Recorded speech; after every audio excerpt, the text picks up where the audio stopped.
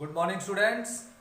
Today we are going to start part 1 of 7th chapter of political science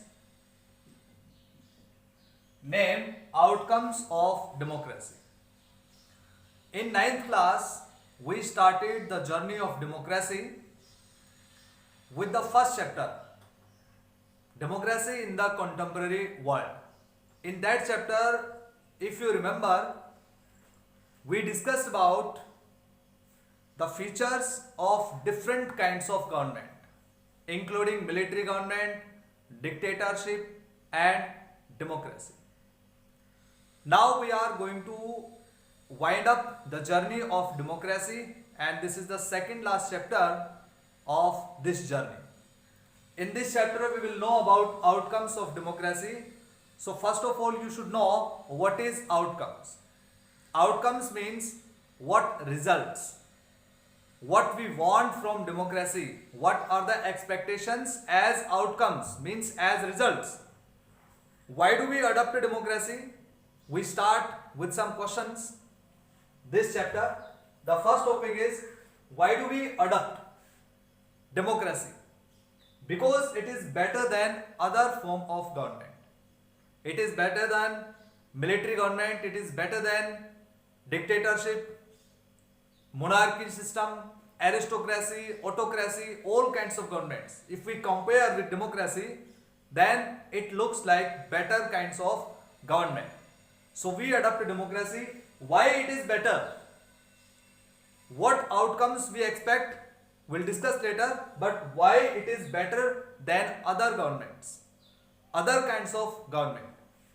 Democracy is better than other governments because of some reasons. For example, number one, it provides equality among citizens. In a democratic country, all the citizens are equal. They are considered equal. There is no discrimination on the basis of caste, no discrimination on the basis of religion, no discrimination on the basis of language, culture, color, gender, etc. So all the people are considered equal, and that is also known as rule of law, because laws are equal to all are equal to laws. तो इसलिए ये equality provide करता है, ये सबसे पहली बात होगी. दूसरा है dignity, dignity to individual. All the individuals having dignity. Democracy अकेली ऐसी गवर्नमेंट है जिसमें हर व्यक्ति को, हर इंडिविजुअल को, every and each person has the dignity, मतलब कि उसको अपना सम्मान मिलता है. डेमोक्रेसी में ही एक ऐसा सिस्टम आपको मिलता है, अगर आपकी डिग्निटी को कोई नुकसान होता है, आपके सेल्फ रिस्पेक्ट को नुकसान होता है, तो आप कोर्ट में जा सकते हैं. उसके कंपनसेशन के लिए आपके पास एक प्रोसेस है. It happens only in democratic government. Clear? It resolves conflicts among citizens. ये एक ऐसी सरकार है, ऐसी टाइप की गवर्नमेंट है जिसमें ये प्रोसेस अवेलेबल है कि अगर किसी के बीच में झगड़ा हो, government to government, different levels of government, institutions, organizations, individual to government, among the individuals, among the people, any type of conflict.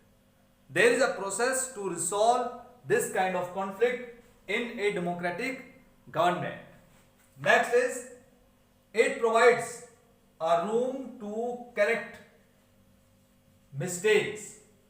इसका मतलब होता है कि यहां पे आपको अपनी गलतियां सुधारने का चांस मिलता है. If the people are making the mistake after electing a wrong government, so next year or next elections will provide them the chance to remove that government. आपके पास गलती सुधारने का मौका होता है डेमोक्रेसी में. अगर गवर्नमेंट मिस्टेक करती है तो उसके पास भी मौका होता है. एक पर्टिकुलर ड्यूरेशन होता है जिसमें वो काम करती है, उसका जुरिडिक्शन होता है जिसमें काम करती है. तो मिस्टेक होने के बाद भी वो अपनी मिस्टेक को सुधार दे, तो डेमोक्रेसी में ये अच्छा उसको जो है चांस मिलता है. इसके अलावा हम कह सकते हैं ट्रांसपेरेंसी. ट्रांसपेरेंसी, इसका मतलब होता है what government is doing people easily will know. सरकार क्या कर रही है इसका लोगों को पता होता है।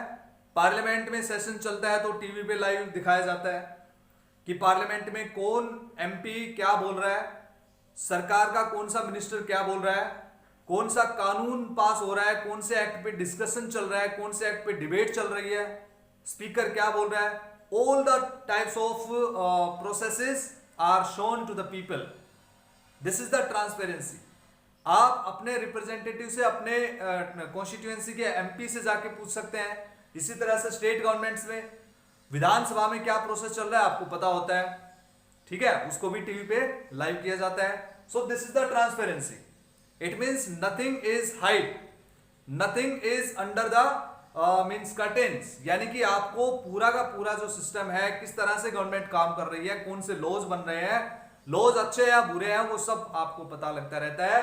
This is the transparency. और नेक्स्ट इसका आता है decision making process. Decision making process is qualitative. इसको हम कह सकते हैं कि डेमोक्रेसी में जो डिसीजन मेकिंग प्रोसेस होता है that is having quality. Quality of decision making process is good in a democratic system. क्यों? क्योंकि डेमोक्रेसी में हमेशा जो डिसीजन बनता है, जो भी कानून बनता है, जो लॉ पास होता है, तो वो किस प्रोसेस से होता है, उसमें लोगों के रिप्रेजेंटेटिव्स क्या करते हैं, डिबेट करते हैं, वो अपने अपने व्यूज देते हैं, नेगेटिव पॉजिटिव डिस्कशन होता है, लॉन्ग डिस्कशन होता है, लोग भी उसको देखते रहते हैं। तो इस तरह से जो डिसीजन निकलेगा, हालांकि उसमें टाइम लगेगा, लेकिन जो डिसीजन निकलेगा that will be better than other forms of governments decisions. क्योंकि मिलिट्री गवर्नमेंट है, उसमें अचानक मिलिट्री का जो हेड है वो डिसीजन लेता है, नो डिस्कशन इज देयर। इसी तरह से एरिस्टोक्रेसी, ऑटोक्रेसी, डिक्टेटरशिप, इनके अंदर भी एक आदमी या कुछ लोगों का एक ग्रुप डिसीजन बनाता है और इसलिए लोगों पे उसका इंपैक्ट क्या होगा इट डजंट मैटर, लेकिन यहां पे लोगों पे क्या इंपैक्ट होगा ये भी देखा जाता है, तो इसलिए डिसीजन मेकिंग प्रोसेस भी अच्छा होता है। One more thing you can say, rights. Rights are provided in a democratic system. बाकी दूसरी गवर्नमेंट में हो सकता है मोनार्की में आपको राइट्स मिल जाए, लेकिन किंग कभी भी आपके राइट्स को छीन सकता है। तो it depends on the mind of that person who is holding the power, who is sitting in the government. लेकिन यहां ऐसा नहीं होता है। डेमोक्रेसी में कौन सरकार चला रहा है इसका मैटर नहीं होता है, डेमोक्रेटिक सिस्टम आपको प्रोवाइड करता है पूरा process. Because what constitution is telling you, what constitution is prescribing, according to that the government will work. अपने मनमर्जी से कोई शासन नहीं चलाएगा, कॉन्स्टिट्यूशन के अकॉर्डिंग काम होगा। तो इसलिए यहां पे राइट्स आपको प्रोवाइड होते हैं। तो ये सारे ऐसे रीजन है जिनकी वजह से हम बता सकते हैं कि democracy is better than other forms of government. ये पहला टॉपिक था इसमें जो हमने कवर किया। इसका मतलब सीधा सा है कि why do we adopt democracy, because it is better than other forms of government. इसके बाद जो क्वेश्चन आता है that is what does democracy do. ऐसा डेमोक्रेसी क्या करती है कि हम इसको अडॉप्ट करते हैं। हम इसको अडॉप्ट क्यों करते हैं, because it is better than other form of government. तो अगर हमने इसको अडॉप्ट कर लिया तो डेमोक्रेसी क्या करती है, इसकी फंक्शनिंग क्या है। फंक्शनिंग है the government is elected by the people, ये सबसे पहली बात है। तो इसमें इलेक्शंस का बड़ा इंपॉर्टेंट रोल है। इसके बाद में according to laws it will work, according to the constitution it will work. तो जो कॉन्स्टिट्यूशन में लिखा हुआ है वो डेमोक्रेसी करती है। डेमोक्रेसी अपनी मर्जी से काम नहीं करती है। जो कॉन्स्टिट्यूशन आपका डेमोक्रेटिक कॉन्स्टिट्यूशन जो बना हुआ है वो आपको जो बोलता है, and that always will favour the people and the welfare of the people. तो लोगों की भलाई के लिए जो काम होता है उसको हम क्या कहते हैं, डेमोक्रेटिक वे बोलते हैं उसको। और डेमोक्रेटिक वेज में ही डेमोक्रेटिक गवर्नमेंट काम करती है। तो डेमोक्रेटिक जो गवर्नमेंट है या डेमोक्रेसी है that works according to the welfare of the people and to fulfil the needs, demands and wishes of the people. तो इसलिए ये दूसरा हमारा टॉपिक हो गया। अब आता है what outcomes do we expect in real life. Outcomes क्या होते हैं, why do we adopt democracy, हमने डिस्कस किया क्योंकि ये दूसरे गवर्नमेंट से अच्छी गवर्नमेंट है। ऐसा दूसरी कोई भी गवर्नमेंट आपको ये जो फैसिलिटीज है ये फीचर्स प्रोवाइड नहीं करती है। लेकिन हम डेमोक्रेसी से आउटकम्स जो है वो क्या एक्सपेक्ट करते हैं, तो इसमें कुछ आउटकम्स है, मैं आपको यहां बता देता हूं। नंबर 1 आता है सोशल आउटकम्स। सोशल आउटकम्स कि हम डेमोक्रेसी को अडॉप्ट करते हैं क्योंकि इसके सोशल आउटकम्स क्या होंगे। We expect the social outcomes from democracy that in society all the people will be equal. समाज में किसी भी व्यक्ति के साथ किसी तरह का भेदभाव नहीं होगा। समाज में कोई ऊंचा नीचा बड़ा छोटा इस टाइप का कोई डिस्क्रिमिनेशन नहीं होगा। कौन किस कास्ट से है, किस रिलीजन से है, किस धर्म से है, किस लैंग्वेज से है, it will not a matter. The matter will be in democratic form that all the people will be equal in the society. तो सोशल आउटकम क्या एक्सपेक्ट किया आपने कि एक अच्छा हेल्दी सोशल जो है एनवायरनमेंट होगा, अच्छा समाज आपके पास होगा क्योंकि वहां पे सब लोग बराबर होंगे और कोई डिस्क्रिमिनेशन नहीं होगा। इसके बाद आता है political. What outcomes you expect from democracy in political manners. तो पॉलिटिकल आउटकम्स क्या होंगे, all the people will have the political freedoms. लोगों के पास पॉलिटिकल राइट्स होंगे। पॉलिटिकल राइट्स कौन से होते हैं, राजनीतिक रूप से जो अधिकार मिलते हैं वो पॉलिटिकल राइट्स होते हैं। चुनाव लड़ने का अधिकार होगा सबके पास, right to fight election, right to vote without any discrimination. The people will have the right to vote, right to make political parties कि वो अपनी पार्टी बना पाएंगे। जैसे आपने पढ़ा सऊदी अरेबिया में नहीं बना सकते लोग, चिले में जिस समय ऑगस्टस की गवर्नमेंट थी उस समय नहीं बना सकते थे। इसी तरह से आप पोलैंड के जेरूजेलस्की गवर्नमेंट का एग्जांपल ले सकते हैं। जब उस टाइम जो उनकी गवर्नमेंट थी तो पॉलिटिकल पार्टीज नहीं बना सकते थे। तो to form the political party, this is the political outcome of democracy. कि अगर डेमोक्रेसी है तो आपके पास पॉलिटिकल राइट होगा कि आप right to vote, right to fight election, right to make political parties and also you will have the right to criticise the government. आप government को क्रिटिसाइज कर सकेंगे, उसकी आलोचना भी कर सकेंगे। गवर्नमेंट ने अगर कोई पॉलिसी पास की है, if you don't agree with the government's policy you can criticise the government. आप उसकी बुराई कर सकते हैं गवर्नमेंट की। तो ये सारे जो है ये क्या होते हैं, पॉलिटिकल राइट्स होते हैं। इनको हम राजनीतिक अधिकार बोलते हैं। और राजनीतिक अधिकार क्या है हमारे डेमोक्रेसी के, राजनीतिक एक्सपेक्टेशंस या outcomes, these are the political outcomes. तीसरा आउटकम हम एक्सपेक्ट करते हैं that is economic. What is economic outcome of democracy. Economic outcome की अगर हम बात करें तो यहां पे हम आउटकम्स रखेंगे कि भाई इकोनॉमिकली हमें क्या चाहिए डेमोक्रेसी से। हमें चाहिए कि सब लोगों के पास मूलभूत आवश्यकताएं जो उनकी बेसिक रिक्वायरमेंट्स है वो फुलफिल हो जाएंगी and all will have the equal opportunities in economic matters. तो सबके पास जरूरत का सामान होगा, सबके पास अपनी जो बेसिक रिक्वायरमेंट्स है उनकी पूर्ति होगी और कोई भी व्यक्ति जो है वो बहुत ज्यादा गरीब नहीं होगा और भूखा नहीं मरेगा। These are the economic outcomes of democracy की economically all the people will be stronger in a democratic government. अब बात करते हैं, तीनों आउटकम्स हमने डिस्कस कर दिए, सोशल, पॉलिटिकल, इकोनॉमिक। इनमें से सोसाइटी, सोशल और पॉलिटिकल अगर हम देखें तो यहां पे डेमोक्रेसी इज कंप्लीटली सक्सेसफुल क्योंकि ऐसा समाज हमें मिलता है जहां इक्वालिटी होती है because constitution is telling us.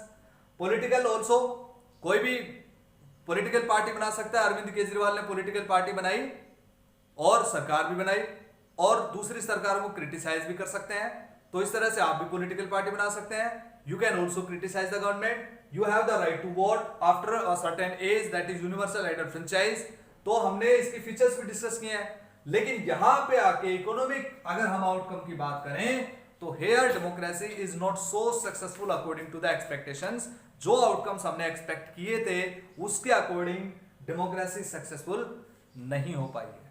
तो डियर स्टूडेंट्स, अब तक हमने जितने टॉपिक कवर किए हैं ये आपको उम्मीद है कि हमें समझ में आ गए होंगे।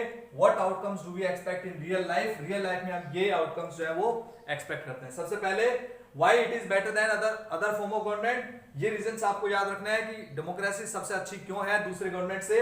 इसके बाद ये फंक्शन कैसे करती है, वी हैव डिस्कस्ड। और इसके बाद हमने इसको डिस्कस किया कि आउटकम्स कौन से हैं और कितना सक्सेस हुआ है। अब चलते हैं नेक्स्ट टॉपिक की तरफ। So next topic is democracy is accountable, responsive and legitimate government। इस टॉपिक को समझने के लिए आपको अच्छे से पता होना चाहिए कि तीनों चीज होती क्या है। What is accountable, what is responsive and what is legitimate government. अगर आप एक बार सुनेंगे, ध्यान से समझेंगे, तो you can explain this topic very easily, and on the basis of this topic if question is asked to you, easily you can answer that question. तो इसलिए आराम से without any kind of big problem, if you want to give the answer of these kinds of questions, you have to listen very carefully. ध्यान से सुनना है कि we prefer democracy and democracy is better than other form of government. अगर हम conclusion निकालें कि democracy अच्छी क्यों है, तो हम इन 3 पॉइंट्स में बता सकते हैं। Because democracy provides you accountable government, democracy is responsive government, it provides you responsive government and legitimate government। अब एक एक करके इनको डिस्कस करते हैं, समझते हैं कि what is accountable government. Accountable का मतलब होता है answerable. Democratic government is answerable for its policies, for its functioning, right. जो भी लॉज बनाए, to all the laws, policies and functioning, जो भी गवर्नमेंट ने काम किया उसके लिए डेमोक्रेसी अकाउंटेबल है। It is answerable to people, the people can ask the question and democracy has to give the answer. For example, आप एग्जाम्पल ध्यान से समझिए। If GST rule is pass by government according to GST act, clear, after that various opposition parties put the question mark on this law and act that it is not according to the welfare of people, not according to the democratic ways, like this. If government has removed Article 370 from Jammu and Kashmir, then the opposition parties put the question on the government's functioning. And if government is providing new union territories, means dividing Jammu and Kashmir in Ladakh and J&K, then also the question was there on the government functioning।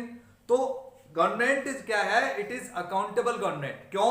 क्योंकि ये लोगों की सरकार है और लोग इससे question पूछ सकते हैं, अपोजिशन पार्टीज क्वेश्चन पूछ सकती हैं।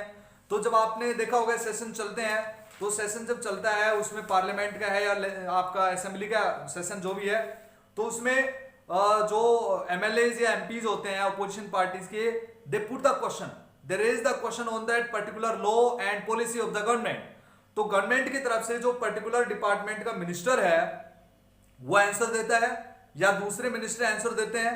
तो क्यों देते हैं? क्योंकि democracy provides you accountable government, because democracy is accountable government.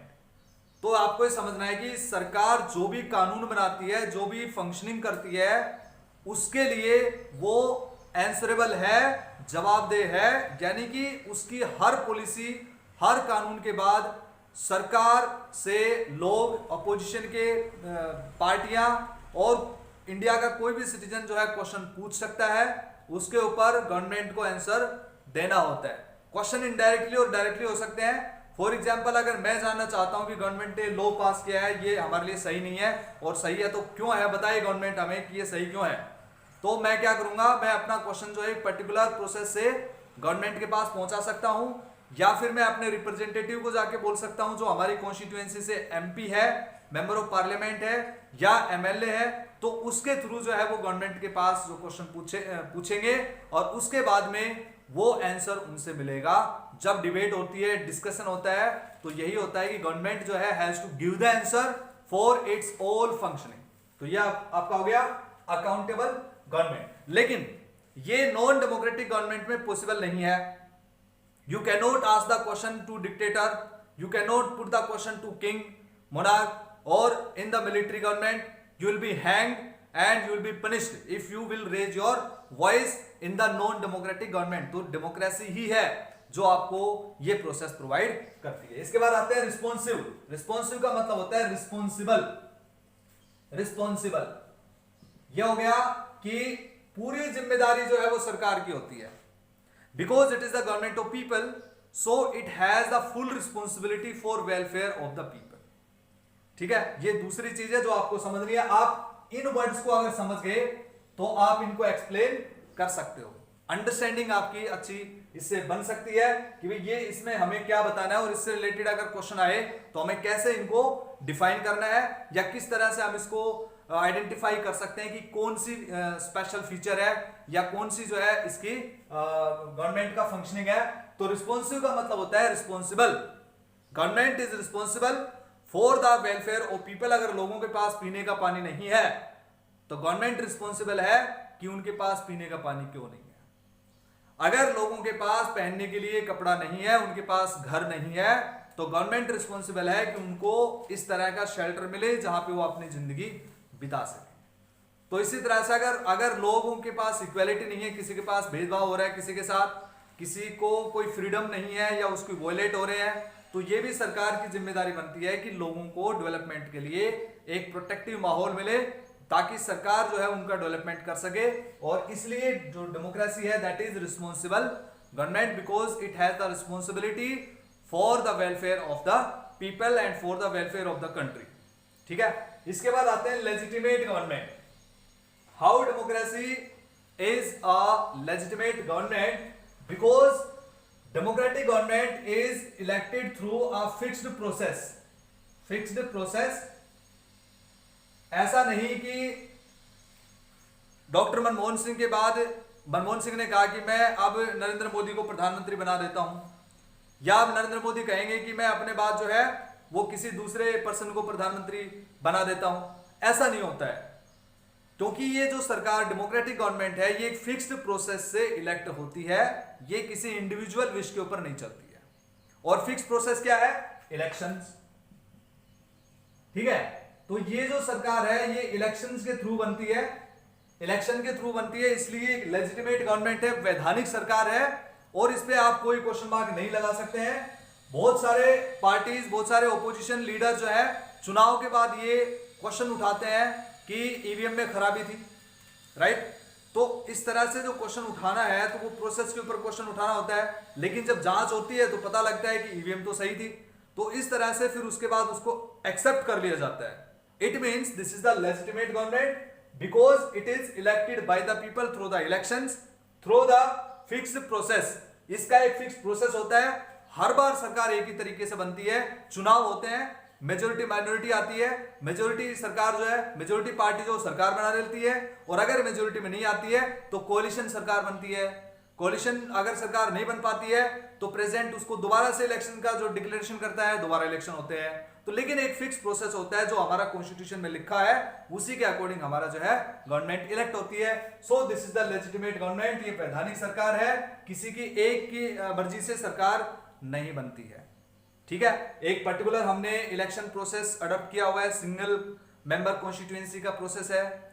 हमारे प्रेसिडेंट के लिए जो इलेक्शन है वो थोड़ा अलग प्रोसेस, हमने इलेक्टिव जो मेथड है वो अलग से है, और हमारी जो सरकार है उसके लिए अलग से है। तो ये एक फिक्स प्रोसेस हमने अडॉप्ट किया है, इसलिए इसको कहते हैं legitimate government, and it is elected through the fix process by the people and through the election. So it is the legitimate government, it is people's on government, right. आप इसको कह सकते हैं कि ये लोगों की ही सरकार है, पीपल्स गवर्नमेंट, इसलिए लेजिटिमेट गवर्नमेंट है क्योंकि लोग ही इसको चुनते हैं और ये लोगों के लिए ही काम करती है। तो इस तरह से ये सब किसमें पॉसिबल है? ये डेमोक्रेटिक गवर्नमेंट में पॉसिबल है। So democracy is providing you accountable, responsive and legitimate government. अब हम देखते हैं प्रेफरेंस टू डिक्टेटरशिप। कहां पे कितनी, इस छोटे से ग्राफ से हम समझेंगे कि democracy is preferable where and why, and why dictatorship is preferable, why and where. तो इसको आप देखिएगा, ये टॉपिक कवर हो चुके हैं, तो इसलिए इनको आप दोबारा से अच्छे से सुनिएगा, ध्यान से वीडियो को देखिएगा, और अब हम डिस्कस करते हैं कि why dictatorship is preferred, why democracy is preferred. So, dear students, with the help of this table, we will be able to understand the democracy is preferred over dictatorship everywhere except Pakistan in South Asia. So, see this table here and this map. This map is of South Asia, including India, Pakistan, Nepal, and Bhutan, also Sri Lanka. So, these are the countries in South Asia. Here democracy is preferred over dictatorship, right? For example, 3 points are there. Democracy is preferable. Sometimes dictatorship is better and doesn't matter to me. So if we see this table carefully, then we'll come to know that Bangladesh, India, Nepal, Pakistan, Sri Lanka. Here, the least performance of Pakistan, right? Regarding the awareness of citizens, कि यहाँ पे लोग इतने जागरूक नहीं हैं या लोगों को गवर्नमेंट की अच्छी समझ नहीं है।